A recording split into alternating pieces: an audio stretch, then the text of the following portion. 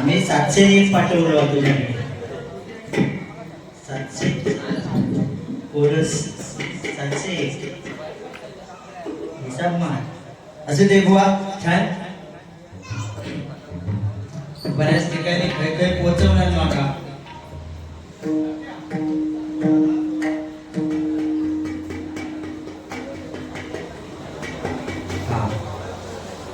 म्हणजे ते बघ ऍडव्हान्स मध्ये दिलं. ऑटो विश्वास इंग्लिश काय आला माहिती रुपवळीच्या आधी बऱ्यापैकी व्हावलंच बुवा. काय तर टुकरून बुवा मोठे जाणकार बुवा. आणि असू दे काय नाही म्हणता अजून लहान आतो त्यांना मग सांगला म्हणता ढोपरा बोपरा फुटली नाही फोडून घेऊचे करून टाक स्वतःच सांगा. माझी म्हणता अजून ढोकरा बोपरा फुटलेली नाही. आणि काय म्हणता काळ्यातच गोरी बायको भेटता काय मग लगेच करून टाक खुळो गायचो. अरे असं काय हो भारीच रे तू. म्हणजे ते का सगळ्याच बाजून सांभाळून घेतलो तर म्हणतात नाही खांद्यावर घेतलो तर ह्यो कानातच.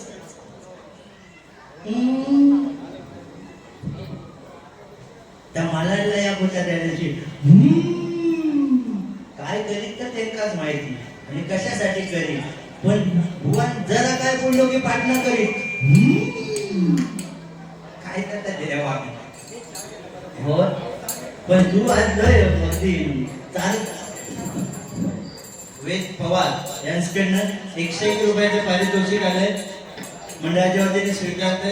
माका देतास तेवढे तो परत मागून घेता सगळ्यांकडनं. मावशीकडनं घेतलंच ठीक आहे कारण कसा माझी मावशी आधी भेदभाव नाही करते द्या. मामा नाही माझा मामाचा झिला तो गावात गेलो नाही तर बाजू घेऊन बसलो असतो. तो गुलाम तिकडनं सांगता मावशी झाले आता मामाचं बक्षीस वारे. तू बारीक किती झालं रे गडबड काय असं दे बुवा. मगाशी काय तर बुवान गोमूचा सांगला आणि तुझा इंग्लिश बिंग्लिश तर तुझ्याकडेच ठेव. माझा इंग्लिश माहित आहे ना. हो त्या दिवशी असा झाला आम्ही ना सगळ्यात महत्वाचं तर माका ह्या बाजून घाम येता एका बाजून. माझे ज्येष्ठ गुरुबंधू गणेश जांभळे बुवा या ठिकाणी आले आणि तो आदर म्हणजे घाबरत नाही मी त्यांना. तो आदर त्यांच्याबद्दलचा. कारण सध्या आमच्या हरियाणा शिष्यमंडळामध्ये सध्या टॉपचा कोण आमचा गुरुबंधू असेल तर आमचा गणेश जांभळे बुवा. सर्वांनी एकदम जोरदार टाळ्या आणि माझ्या राजापूर तालुक्यात खरोखर बरं वाटतं एकदम ऐकून. कारण आध्यात्मिक आणि बुवाने सांगितलं नाही छत्रपती शिवाजी महाराजांबद्दल बुवा बोलणार ह्या माणसाकडनं सगळा शिकलेला. ह्या माणसाच्या भजनात कोरसला बसून बसून सगळं आत्मसात केलेला. तर बुवान मगाशी काय त्या इंग्लिशचा सांगला झाला असाच. त्या दिवशी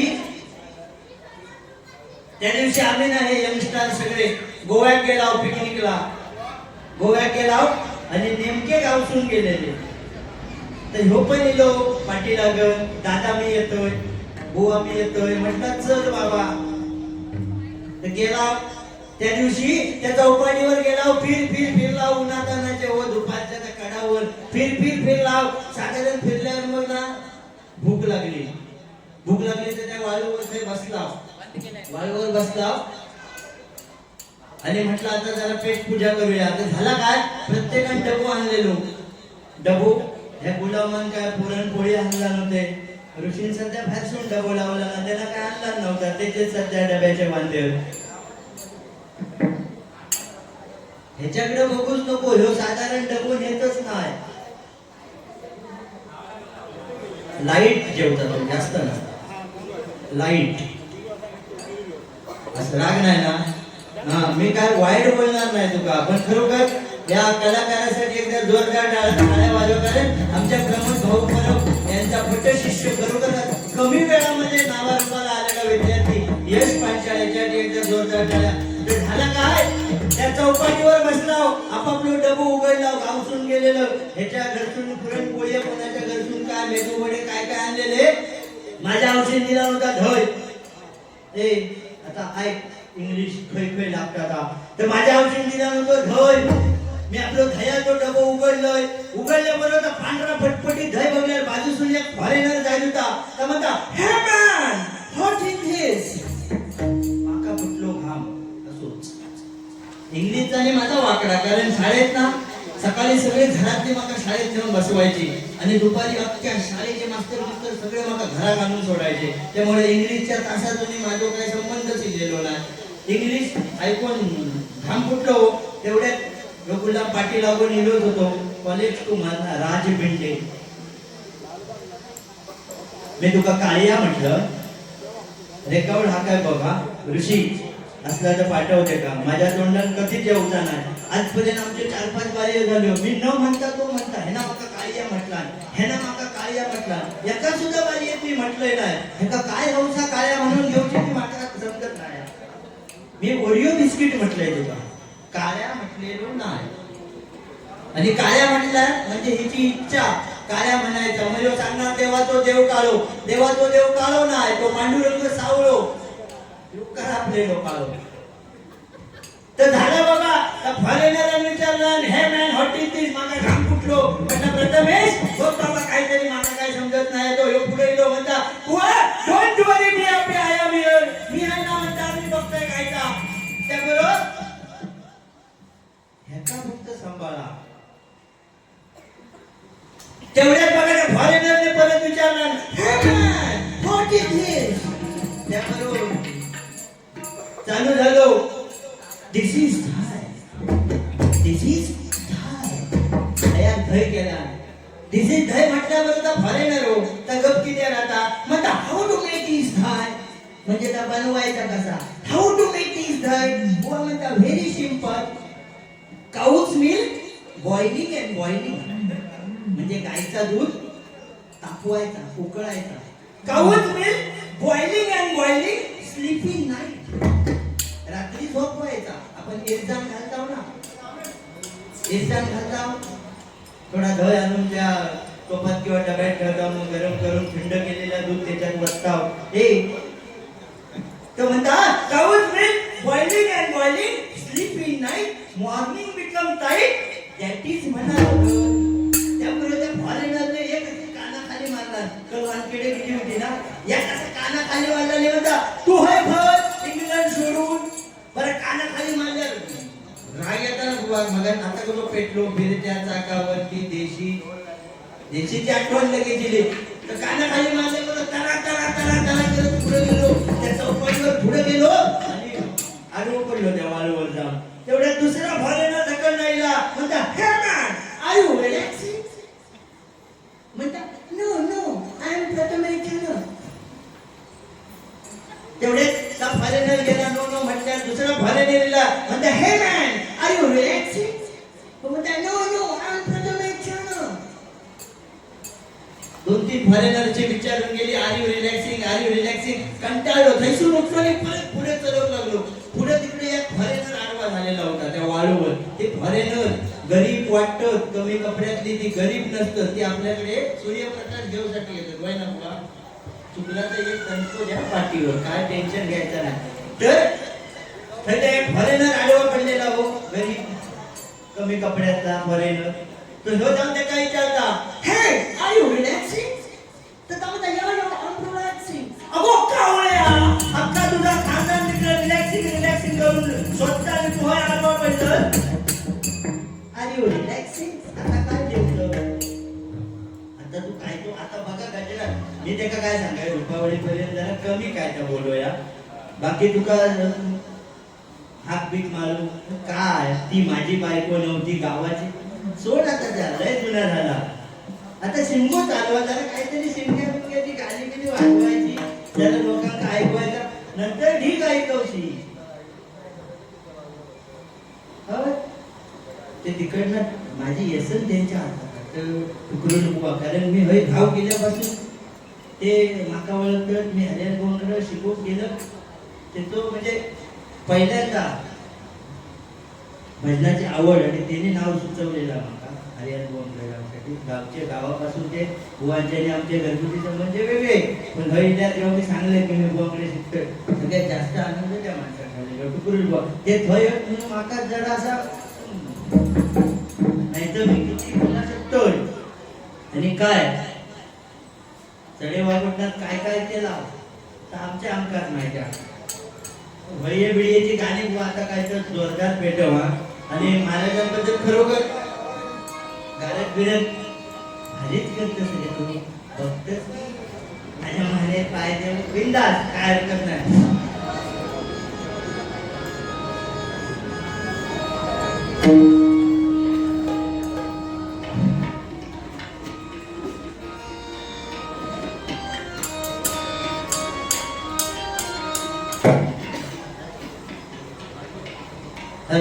त्या ठिकाणी रूपावली सादर करतो त्यापूर्वी सध्या आपल्या गावात दहीची होळी कशी होळी दिवशी रात्री होळी पेटवल्याने सकाळी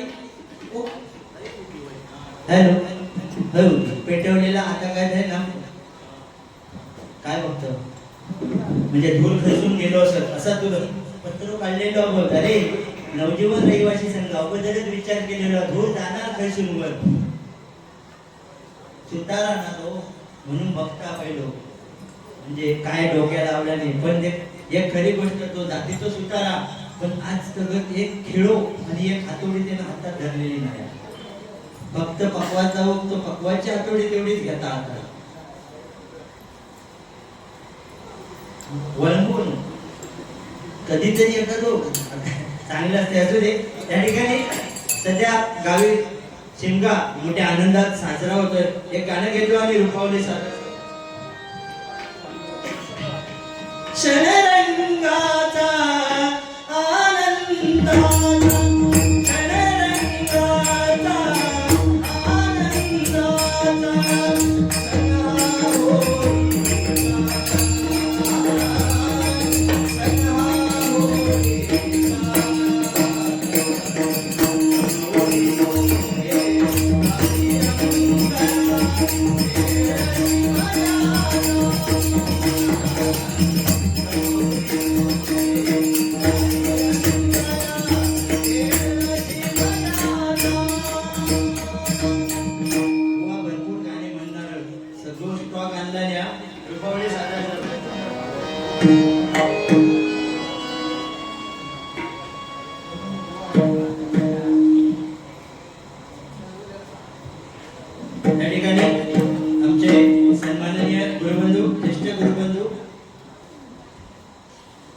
गणेशजी जांभळे बुवा यांच्याकडनं 500 रुपयाचं पारितोषिक आलंय.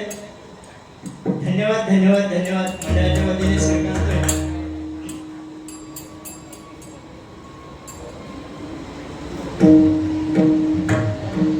जरा डग्यात आपल्याला आवाज द्या डगा फटका असू दे. Bye bye.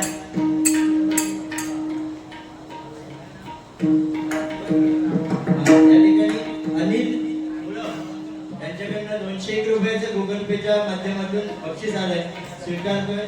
धन्यवाद. आता स्कॅनर मागितल्याने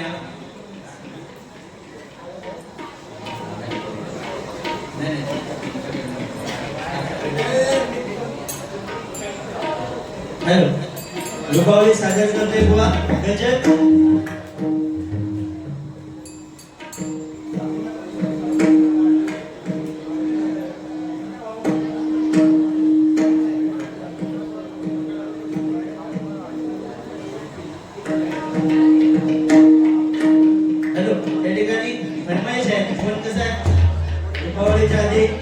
बहुतेक करून ढोलकी लावायची नाही आणि वाजवायची नाही ढोलकी असा आमचा एक विचार आहे. आणि म्हणून त्या भावासाठी ज्या फरमाईश आहेत त्या नक्की गजरातून पूर्ण करणार.